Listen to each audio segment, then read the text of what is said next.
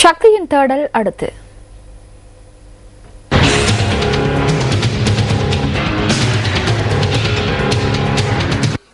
சமூக பொறுப்புள்ள ஊடகம் என்ற வகையில் மக்களின் பிரச்சினைகளை சுட்டிக்காட்டுவதுடன் அதற்கு தீர்வுகளை பெற்றுக் கொடுக்கும் அதிகாரிகளை பாராட்டுவதற்கும் நாம் தவறுவதில்லை. கிளிநொச்சி ரயில் நிலையத்தின் சுகாதார சீர்கேடு தொடர்பில் சக்தியின் தேடல் கடந்த 28ஆம் திகதி சுட்டிக்காட்டியிருந்தது. கிளிநொச்சி ரயில் நிலையத்தில் உள்ள மலசல கூடங்களில் இருந்து வெளியேறும் கழிவு நீர் வீதிகளில் தேங்கி நிற்பதால் ஏற்படும் சுகாதார பிரச்சினைக்கான தற்காலிக தீர்வை பெற்றுக் கொடுக்க அதிகாரிகள் நேற்றைய தினம் முன்வந்தனர். எனினும் கிளிநொச்சி ரயில் நிலையத்திற்கு சமூகம் அளித்த சுகாதார அதிகாரிகள் தற்காலிக நடவடிக்கைகளை உடனடியாக நிறுத்துமாறும் அதற்கான நிரந்தர தீர்வு நடவடிக்கை ஒன்றை முன்னெடுக்குமாறும் உத்தரவு பிறப்பித்திருந்தனர்.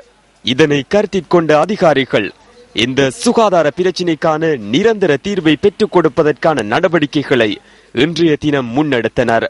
இவ்வாறு நடவடிக்கை எடுக்க முன்வந்த அதிகாரிகளுக்கும் சக்தியின் தேடலுக்கும் பிரதேச மக்கள் நன்றி தெரிவிக்கின்றனர். பல இடங்களுக்கு பல சுகாதார பொருட்களும் சொன்னாங்க. தொழில் முடிவெடுக்கல சத்தியின் தேடலுக்காக சொல்லி சத்தியின் தேடல் நடவடிக்கை செய்து அதனூடாக இன்றைக்கு நிர்மாண பணிகள் நடக்கப்படுது. டொய்லெட் கழிவுகள் வந்து ரோட்டுக்கெல்லாம் வந்து ஃபிட்டெல்லாம் நிறைஞ்சு வந்து இப்போ சம்மந்தப்பட்ட பிரதேச டொய்லெட் சம்மந்தப்பட்ட அதிகாரிகளுக்கு அறிவித்து இதுவரை நடவடிக்கையும் எடுக்கல. நாங்கள் நியூஸ் பெஸ்ட்டுக்கு அன்றைக்கு வந்து நாங்கள் இப்படி அறிவித்ததால் பணிகள் நடந்துகிட்டு நியூஸ் பெஸ்ட்டுக்கு நாங்கள் நன்றி கூட கடமைப்பட்டுக்கிறோம் மக்கள் அனைவரும்.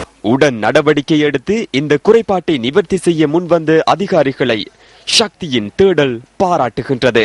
எனினும் கிளிநொச்சி புகையிரத நிலையத்தின் சுகாதார சீர்கேடு தொடர்பில் சக்தியின் தேடல் தொடர்ந்தும் தீட்சண்ய பார்வையுடன்